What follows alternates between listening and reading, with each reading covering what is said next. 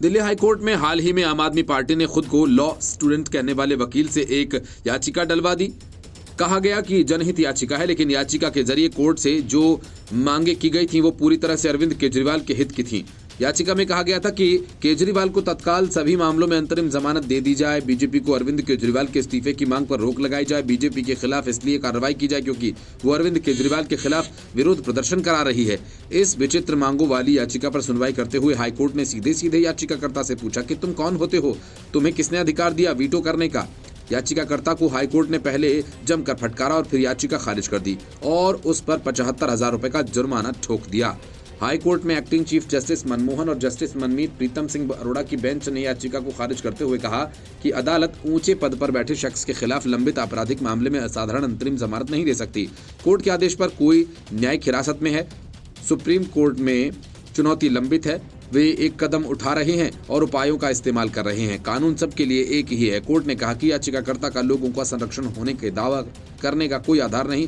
केजरीवाल की तरफ से एडवोकेट राहुल मेहरा ने दलील रखी। मेहरा ने कहा कि सभी मामलों में साधारण जमानत दें, ऐसी अपील कैसे की जा सकती है? इस तरह के मामले में आने वाले ये शख्स हैं कौन? ये पूरी तरह से पब्लिसिटी के लिए दायर की गई याचिका है।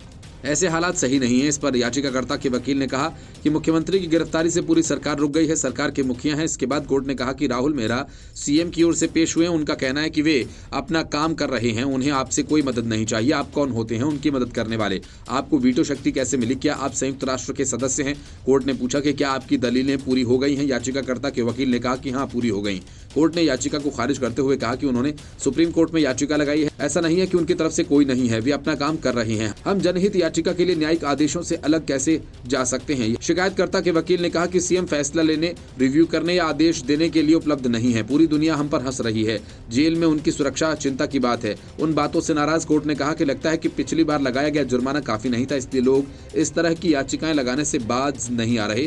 केजरीवाल के वकील राहुल मेहरा ने कहा कि शायद पाइपलाइन में कुछ और याचिकाएं भी हैं, वे इस मामले के फैसले का इंतजार कर रहे हैं। याचिकाकर्ता के वकील ने कहा कि ये एक साधारण मामला है, मैं उनका कार्यकाल पूरा होने तक अंतरिम राहत मांग रहा हूं। उनके पास 8 विभाग हैं। हमने कई बार कहा कि निजी हित को राष्ट्र हित के नीचे रखना पड़ता है, लेकिन वे मुख्यमंत्री की निजी कॉल है, हम उन्हें सलाह देने वाले कोई नहीं है। वह अदालत के आदेशों पर हिरासत में है और मामला अब सुप्रीम कोर्ट में है। Bureau report, news of India. जैसे ही खबर आई कि ब्लड शुगर के पेशेंट अरविंद केजरीवाल तिहाड़ में मिठाई, आलू, पूड़ी, आम, केले, चावल, समोसे, पकौड़े छान कर उड़ा रहे हैं, तो इसी वजह से उनका शुगर लेवल बढ़ रहा है। अचानक आम आदमी पार्टी से लेकर अरविंद केजरीवाल तक इंसुलिन न दिए जाने की बात कहने लगे, जबकि हकीकत यह है कि केजरीवाल काफी पहले से इंसुलिन का इस्तेमाल नहीं कर रहे और इस बात का इलाज करा रहे हैं कि उन्हें इंसुलिन लेने की जरूरत न पड़े। लेकिन सियासत के लिए केजरीवाल ने लंबा चौड़ा ड्रामा रच दिया। किसी ने उनकी हत्या की आशंका जता दी तो किसी ने कह दिया कि केजरीवाल को स्लो डेथ दी जा रही है। इस मामले को लेकर कोर्ट ने केजरीवाल की पूरी नौटंकी एक ही झटके में खत्म कर दी और याचिका को खारिज कर दिया। याचिका में केजरीवाल ने तिहाड़ जेल में उन्हें इंसुलिन उपलब्ध करवाने, चिकित्सकों से हर रोज 15 मिनट परामर्श करने की अनुमति मांगी थी। आबकारी घोटाला मामले में जेल में बंद अरविंद केजरीवाल की नियमित तौर पर अपने निजी डॉक्टर से 15 मिनट वीडियो कॉन्फ्रेंसिंग के जरिए परामर्श लेने के आवेदन को अदालत ने खारिज कर दिया। स्पेशल जज कावेरी बावेजा ने अपने आदेश में कहा कि केजरीवाल को आवश्यक उपचार उपलब्ध कराया जाना चाहिए। अदालत ने अपने निर्देश में कहा कि विशेष परिस्थितियों में जेल प्रशासन एम्स निदेशक द्वारा गठित मेडिकल बोर्ड की सलाह लेकर उपचार उपलब्ध कराया जाए। इसी के साथ अदालत ने एम्स को निर्देश दिया है कि वो एक मेडिकल बोर्ड का गठन करे और ये बोर्ड अरविंद केजरीवाल की हेल्थ की जांच करेगा। अदालत ने अपने आदेश में साफ कहा कि सीएम केजरीवाल को इंसुलिन देने का फैसला भी मेडिकल बोर्ड ही लेगा। इसके अलावा उनकी डाइट, अरविंद केजरीवाल किस तरह का वर्कआउट जेल में करेंगे, ये सब कुछ मेडिकल बोर्ड ही तय करेगा। मुख्यमंत्री अरविंद केजरीवाल को प्रवर्तन निदेशालय ने गिरफ्तार किया था। तिहाड़ जेल में बंद अरविंद केजरीवाल की सेहत को लेकर पिछले कुछ दिनों से हंगामा मचा हुआ है। दरअसल अदालत में सुनवाई के दौरान ईडी ने कहा था कि अरविंद केजरीवाल जानबूझकर अपनी सेहत खराब कर रहे हैं। ईडी ने दावा किया था कि केजरीवाल जेल में आम, आलू, पूड़ी, मिठाई खा रहे हैं ताकि उनका शुगर लेवल बढ़े।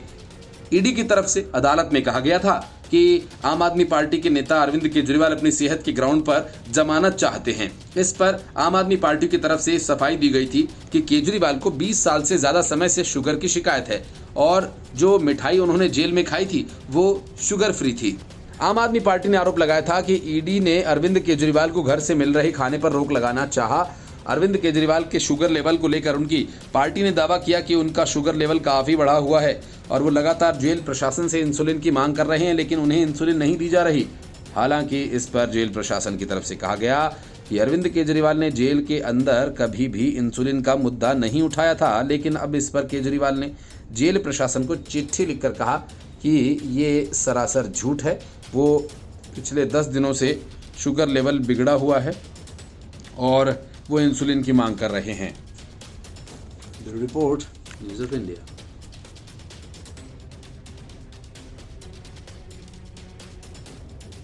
अरविंद केजरीवाल और उनकी पूरी पार्टी फिलहाल इंसुलिन, शुगर लेवल, अवैध गिरफ्तारी जैसे मुद्दों को लेकर पूरी सियासत कर रही है, जिसका कुल मतलब ये है कि केजरीवाल को जमानत चाहिए। इसलिए इंसुलिन छोड़ने का इलाज करा रहे केजरीवाल अब इंसुलिन कर रहे हैं। लेकिन दूसरी तरफ ईडी केजरीवाल के साथ आम आदमी पार्टी के लिए मुसीबत का सामना तैयार कर रही है। सूत्रों का कहना है कि ईडी जल्द ही नई चार्जशीट दायर करेगी। माना जा रहा है कि ईडी 15 मई से पहले सप्लीमेंट्री चार्जशीट दायर कर सकती है, जिसमें आम आदमी पार्टी को भी आरोपी बनाया जा सकता है। सूत्रों का कहना है कि ईडी यदि आम आदमी पार्टी को आरोपी बनाती है तो वो पहली बार होगा जब किसी राजनीतिक दल के खिलाफ मनी लॉन्ड्रिंग एक्ट में मुकदमा चलाया जाएगा। इससे आपके लिए बड़े संकट की शुरुआत हो सकती है। रिपोर्ट में बताया गया कि चार्जशीट को ड्राफ्ट किए जाने का काम फाइनल होने वाला है। ये भी बताया गया कि पुरानी चार्जशीट में आरोप लगाए गए लोगों के अलावा इस बार 4-5 और नए नाम हो सकते हैं। अरविंद केजरीवाल और के कविता के अलावा सप्लीमेंट्री चार्जशीट में गोवा के राजनीतिक कार्यकर्ता चरणप्रीत सिंह का भी नाम हो सकता है। सिंह को 15 अप्रैल को गिरफ्तार किया गया था। आरोप है कि वो गोवा विधानसभा चुनाव में फंडिंग का प्रबंधन किया गया था। ईडी का दावा है कि घोटाले की रकम का इस्तेमाल गोवा में चुनाव प्रचार के लिए किया गया। हवाला लेन देन में शामिल कुछ और लोगों का नाम भी चार्जशीट में सामने आ सकता है।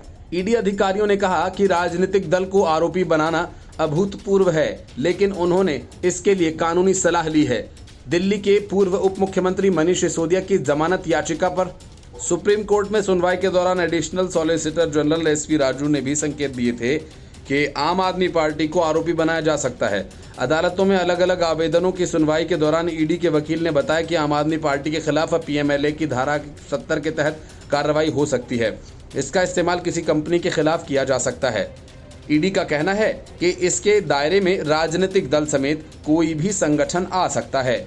जानकारों का मानना है कि यदि आम आदमी पार्टी को आरोपी बनाया जाता है तो ये पार्टी के लिए अब तक का सबसे बड़ा संकट होगा। पार्टी के बैंक अकाउंट से लेकर अन्य संपत्तियों को सीज किया जा सकता है। कुछ जानकारों का तो ये भी कहना है कि ऐसा करना केजरीवाल की गिरफ्तारी से भी बड़ा झटका होगा। पार्टी के राष्ट्रीय संयोजक अरविंद केजरीवाल को कथित शराब घोटाला मामले से जुड़े मनी लॉन्ड्रिंग केस में 21 मार्च को गिरफ्तार किया गया था। उसके बाद से वो फिलहाल न्यायिक हिरासत में तिहाड़ जेल में है और जमानत हासिल करने के लिए लगातार असफल प्रयास कर रहे हैं। Bureau report, news of India. जब मौसम चुनाव का होता है तो फिर कलाकार से लेकर खिलाड़ी तक सियासी फिरकी लेने लगते हैं। पूर्व क्रिकेटर वेंकटेश प्रसाद से कांग्रेस की ऐसी ही फिरकी ली गई। असल में कांग्रेस घोषणा पत्र में किए गए एक वादे को लेकर सियासी तौर पर घिरी हुई है, जिसमें उनका कहना है कि वो सत्ता में आने के बाद पूरे देश में वेल्थ सर्वे करवाएंगे ताकि धन का समान रूप से वितरण हो सके। इसका कुल मतलब ये है कि कांग्रेस अमीरों के पैसे छीनकर उनके बीच वितरित कर देगी जो उनसे गरीब हैं। गरीबों की आर्थिक स्थिति सुधारना एक बात है, लेकिन कांग्रेस का जो तरीका है वो अजीब और लगभग असंभव है। इस बात को लेकर वेंकटेश प्रसाद ने तंज कसा। उन्होंने बिना किसी पार्टी का नाम लिए कहा कि एक दल ने वादा किया है कि वो संपत्ति का बराबर बंटवारा करने के लिए सर्वे करवाएगी। ये बेहद निराशाजनक है। उन्होंने आईपीएल के पॉइंट टेबल में टीम्स का उदाहरण देते हुए कांग्रेस पर तंज किया और कहा कि अगर सबसे ज़्यादा स्कोर करने वाली टीम्स के पॉइंट को नीचे वाली टीम्स में बांट दिया जाए तो वो भी प्लेऑफ में जगह बना सकती है। उन्होंने सोशल मीडिया प्लेटफॉर्म पर लिखा कि एक पार्टी ने अपने घोषणा पत्र में कहा कि वो अमीरों की संपत्ति को गरीबों में बंटवा देगी। सही बात है कि गरीबों के जीवन स्तर में सुधार होना बहुत ज़रूरी है, लेकिन जिस प्रक्रिया की बात कही जा रही है वो बहुत ही निराशाजनक है। और उसी तरह जैसे कि राजस्थान रॉयल्स के 4 पॉइंट और Kolkata night Riders Sunrisers Hyderabad के 4-4 पॉइंट्स लेकर के नीचे की टीम्स में बांट दिए जाए ताकि प्लेऑफ में वो जा सकें। आईपीएल में इस समय नीचे की टीम्स में दिल्ली कैपिटल्स, पंजाब किंग्स और रॉयल चैलेंजर्स बेंगलुरु शामिल हैं। वहीं टॉप में Rajasthan Royals, Kolkata night Riders, Sunrisers Hyderabad और चेन्नई सुपर किंग्स शामिल हैं। इनमें से टॉप 4 टीमें ही प्लेऑफ के लिए क्वालिफाई कर पाएंगी और बाकी टीम्स को एलिमिनेट कर दिया जाएगा। एक दिन पहले ही प्रधानमंत्री नरेंद्र मोदी ने राजस्थान में अपनी रैली के दौरान कांग्रेस पर तंज कसा था और कहा था कि ये पार्टी माताओं बहनों का सोना भी उन लोगों को बांट देना चाहती है जो ज्यादा बच्चे पैदा करते हैं। वहीं 6 अप्रैल को कांग्रेस नेता राहुल गांधी ने कहा था कि अगर उनकी पार्टी सत्ता में आती है तो पहले वेल्थ सर्वे कराया जाएगा ताकि लोगों में संपत्ति का सही ढंग से बंटवारा किया जा सके। कांग्रेस के घोषणा पत्र में कहा गया कि हम पहले देश भर में कास्ट सेंसस करवाएंगे ताकि पता लगाया जा सके कि कितने ओबीसी, एससी, एसटी और अल्पसंख्यक हैं। इसके बाद वित्तीय एवं संस्थानिक सर्वे करवाया जाएगा ताकि संपत्ति का बंटवारा ऐतिहासिक कदम उठाया जाए। और पीएम मोदी के ताजा हमले से कांग्रेस अंदर तक हिल गई है और पलटकर बीजेपी पर हमले करने लगी है। लेकिन कांग्रेस का ये वादा पार्टी के लिए चुनावों में घाटे का सौदा साबित होगा। Bureau report, news of India.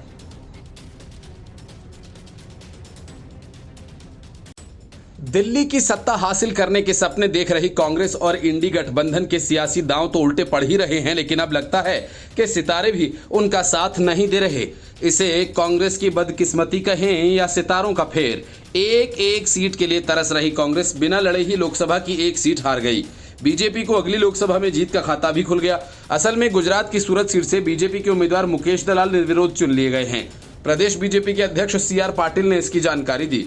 असल में सूरत में कांग्रेस उम्मीदवार नीलेश कुंभानी का नामांकन रद्द हो गया और इस सीट से बीएसपी के प्यारेलाल भारती ने अपना नामांकन वापस ले लिया। साथ ही अन्य सभी निर्दलीय उम्मीदवारों ने भी अपना नाम वापस ले लिया। तब मैदान में बीजेपी को छोड़ किसी पार्टी का कोई उम्मीदवार बचा ही नहीं। इसी वजह से मुकेश दलाल को निर्विरोध घोषित कर दिया गया। बीजेपी के हाथ लगे इस झटके से बौखलाई कांग्रेस के नेता शक्ति सिंह गोहिल ने आरोप लगाया कि सूरत लोकसभा क्षेत्र से पार्टी के उम्मीदवार का नामांकन फॉर्म बीजेपी के इशारे पर खारिज किया गया क्योंकि उसे चुनाव में हार का एहसास हो गया है। गोहिल ने इस घटनाक्रम को लोकतंत्र की हत्या करार दिया। फॉर्म में प्रस्तावकों के हस्ताक्षरों में कथित विसंगतियों को लेकर पार्टी उम्मीदवार नीलेश कुंभानी का नामांकन फॉर्म रद्द करने के रिटर्निंग अधिकारी के फैसले के खिलाफ कांग्रेस गुजरात उच्च न्यायालय में याचिका दायर करेगी। कांग्रेस सूरत निर्वाचन क्षेत्र से चुनाव मैदान से बाहर हो गई है।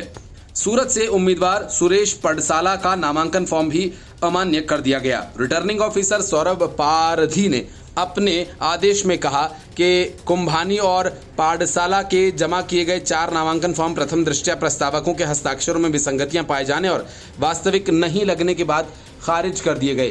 गोहिल ने आरोप लगाते हुए कहा कि बीजेपी परेशान है क्योंकि उसे ये एहसास हो गया है इस बार स्थिति उनके अनुकूल नहीं है। इसने कांग्रेस उम्मीदवारों के फॉर्म को किसी तरह से रद्द करने की साजिश रची है। कुंभानी अपना नामांकन पत्र दाखिल करने के बाद से ही उनके निशाने पर थे क्योंकि बीजेपी को सूरत सीट पर हार का एहसास हो गया था। उन्होंने आरोप लगाया कि कुंभानी को धमकी देने की भी कोशिश की गई। Bureau report, news of India. Lok Sabha चुनाव के बीच कलकत्ता हाईकोर्ट ने ममता बनर्जी को ऐसा झटका दिया जिसका असर टीएमसी के वोट पर पड़ता दिख रहा है। भ्रष्टाचार के मामलों से लेकर संदेश खाली में महिलाओं के उत्पीड़न तक में कई मंत्रियों, विधायकों और नेताओं के जेल में जाने से टीएमसी की साख पर पहले ही कई दाग लग चुके हैं और अब रही सही कसर कलकत्ता हाईकोर्ट ने पूरी कर दी। ऐन चुनावों के बीच हाईकोर्ट ने स्कूल सर्विस कमीशन के शिक्षक भर्ती घोटाला मामले में बड़ा फैसला सुनाया है। कलकत्ता हाईकोर्ट ने 23,000 से अधिक नौकरियों को रद्द करने का आदेश दिया। हाईकोर्ट के इस फैसले से पश्चिम बंगाल की ममता सरकार को बड़ा झटका लगा। साल 2016 में जिन लोगों को नौकरियां मिली थीं, कोर्ट ने उसे रद्द कर दिया। इतना ही नहीं, हाईकोर्ट ने इन लोगों को 4 हफ्तों में वेतन वापस करने का आदेश दिया। इस मामले में पार्थ चटर्जी सहित कई दूसरे नेता सलाखों के पीछे हैं। पार्थ चटर्जी के ठिकानों से सीबीआई ने 50 करोड़ से अधिक की रकम जब्त की थी। पार्थ चटर्जी पर आरोप है कि उन्होंने रिश्वत लेकर नौकरियां बांटी थीं और योग्य उम्मीदवारों को नौकरी से वंचित किया था। हाईकोर्ट के इस फैसले से उन उम्मीदवारों की उम्मीद बढ़ी है जिन्हें तब रिश्वत के लिए नौकरी नहीं दी गई थी। टीएमसी के लिए ये झटका इसलिए बड़ा है क्योंकि रिश्वत वसूलने के सारे लोग टीएमसी के नेता ही थे और उन्होंने रिश्वत लेकर टीएमसी के कार्यकर्ताओं को नौकरी दी थी। अब नौकरी से निकाले गए सारे लोग टीएमसी के नेताओं से रिश्वत की रकम वापस मांग रहे हैं जिनकी नौकरी हाईकोर्ट के फैसले के बाद खत्म हो गई। शिक्षक भर्ती घोटाला पर कलकत्ता हाईकोर्ट के जस्टिस देवांशु बसाक की बेंच ने फैसला सुनाया, जहां बताना जरूरी है कि शिक्षक भर्ती घोटाला मामले में पूर्व शिक्षा मंत्री पार्थ चटर्जी सहित टीएमसी के नेता विधायक और शिक्षा विभाग के कई अधिकारी भी जेल में हैं। कलकत्ता हाईकोर्ट के पूर्व जस्टिस अभिजीत गांगुली और तमलुक से भाजपा के ने इस मामले में सुनवाई करते हुए इसकी जांच सीबीआई को सौंपी थी। पार्थ चटर्जी को भी सीबीआई के सामने पेश होने का आदेश सुनाया था, जिसके बाद पार्थ चटर्जी की गिरफ्तारी हुई थी और इस मामले में 5000 लोगों की नौकरियां जा चुकी हैं। गलत तरीके से नौकरी पाई थी। इसके पहले अदालत ने सरकार के जरिए प्रायोजित और सहायता प्राप्त स्कूलों 2016 स्टेट लेवल टेस्ट के माध्यम से भर्ती हुए टीचिंग और नॉन टीचिंग स्टाफ की भी नियुक्तियों को रद्द कर दिया है। अदालत ने पश्चिम बंगाल स्कूल भर्ती घोटाला मामले में सीबीआई को जांच का आदेश भी दिया है। पश्चिम बंगाल में साल 2016 में हुई स्कूल भर्तियों में अनियमितता को देखने को मिली। इसके बाद याचिकाकर्ताओं और अपीलें दायर कर अदालत का दरवाजा खटखटाया गया था। सुप्रीम कोर्ट के आदेश पर स्कूल भर्ती घोटाला की जांच कर रही सीबीआई ने राज्य के पूर्व शिक्षा मंत्री पार्थ चटर्जी और पश्चिम बंगाल स्कूल सेवा आयोग यानी एसएससी में पदों पर रहे कुछ पदाधिकारियों को गिरफ्तार किया था। अदालत की तरफ से एक बार फिर सीबीआई को जांच के लिए हरी झंडी मिल गई है। Bureau report, news of India. शराब घोटाला मामले में तिहाड़ की हवा खा रहे अरविंद केजरीवाल की मुसीबत काफी बढ़ गई है। केंद्रीय गृह मंत्री को ऐसे व्हाट्सएप चैट भेजे गए हैं जिसमें केजरीवाल के काले कारनामे के सबूत दर्ज हैं। राज्यसभा की सीट के बदले अरविंद केजरीवाल ने सुकेश चंद्रशेखर से 50 करोड़ रुपए वसूले थे। अब सुकेश ने इस लेन देन के सारे व्हाट्सएप चैट सीधा केंद्रीय गृह मंत्री अमित शाह को भेज दिए, जिसमें रुपयों के लिए घी और करोड़ के लिए टीन शब्द का इस्तेमाल किया गया है। 5 टीन घी का मतलब 5 करोड़ रुपए है। अमित शाह को सबूत के साथ भेजे गए पत्र में सुकेश ने दिल्ली आबकारी घोटाला मामले की जांच में शामिल होने की इच्छा जताई है और इसी सिलसिले में उसने गृह मंत्री अमित शाह को पत्र लिखा। दिल्ली के मुख्यमंत्री अरविंद केजरीवाल को ईडी ने इसी मामले में गिरफ्तार किया है। गृह मंत्री को लिखे पत्र में सुकेश ने व्हाट्सएप पर होने वाले संवाद का स्क्रीनशॉट शामिल किया, जिसमें लोगों के साथ उनकी बातचीत होती थी। उनमें भारत राष्ट्र समिति की एमएलसी के कविता, दिल्ली के पूर्व मंत्री सत्येंद्र जैन और दिल्ली के सीएम अरविंद केजरीवाल शामिल हैं। सुकेश के अनुसार चैट में कथित तौर पर नकद लेन देन का विवरण दिया गया। इसमें पैसे के लिए घी टिन का कोड वर्ड इस्तेमाल किया गया। 1 करोड़ रुपए के लिए इसका इस्तेमाल किया जाता था। सुकेश ने दावा किया कि कविता के निर्देशों के बाद हैदराबाद में उसके कर्मचारियों द्वारा नकदी एकत्र की गई थी और इस राशि को बाद में दिल्ली और गोवा भेज दिया गया था। सुकेश का कहना है कि इस बातचीत में लेन देन में के कविता, सत्येंद्र जैन और केजरीवाल की संलिप्तता के पर्याप्त सबूत मिलते हैं। दिल्ली आबकारी नीति घोटाला से जुड़े मनी लॉन्ड्रिंग मामले में प्रवर्तन निदेशालय ने 21 मार्च की शाम को पूछताछ के बाद मुख्यमंत्री अरविंद केजरीवाल को गिरफ्तार किया था और तब से वो हिरासत में हैं और अपनी जमानत के लिए तरह तरह के हथकंडे अपना रहे हैं।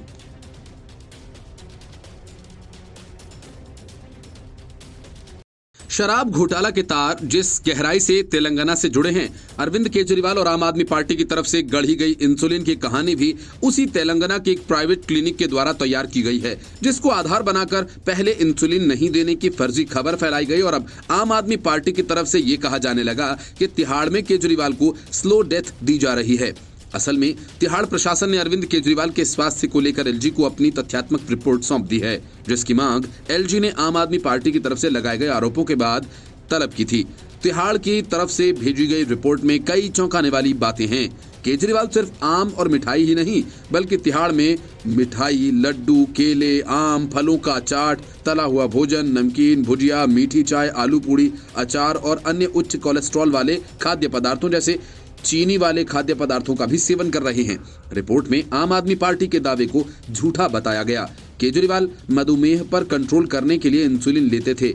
जेल प्रशासन ने बताया कि केजरीवाल के शुगर लेवल के बारे में आम आदमी पार्टी द्वारा बनाई जा रही पूरी कहानी केवल तेलंगाना स्थित एक निजी क्लिनिक द्वारा किया जा रहा केजरीवाल के कथित उपचार पर आधारित है। दिलचस्प ये है कि तेलंगाना डॉक्टर की सलाह के अनुसार केजरीवाल इंसुलिन को रोकने का इलाज करवा रहे थे और डॉक्टर ने केजरीवाल की गिरफ्तारी से बहुत पहले इंसुलिन की खुराक बंद कर दी थी। इसके अलावा आरएमएल अस्पताल से उपलब्ध एमएलसी रिपोर्ट के अनुसार केजरीवाल को न तो किसी इंसुलिन की सलाह दी गई और न ही किसी इंसुलिन की आवश्यकता बताई गई। 10 अप्रैल और 15 अप्रैल को मेडिसिन विशेषज्ञ द्वारा केजरीवाल की समीक्षा की गई और मधुमेह की दवाइयों की सलाह दी गई। ये कहना गलत है कि केजरीवाल को उनके इलाज के दौरान किसी भी समय इंसुलिन से वंचित किया गया था। मतलब कि इंसुलिन की पूरी कहानी केजरीवाल को कोर्ट ने झूठी बताई और संजय सिंह, आतिशी मारलेना, सौरभ भारद्वाज जैसे नेता इस झूठ को फैलाते रहे।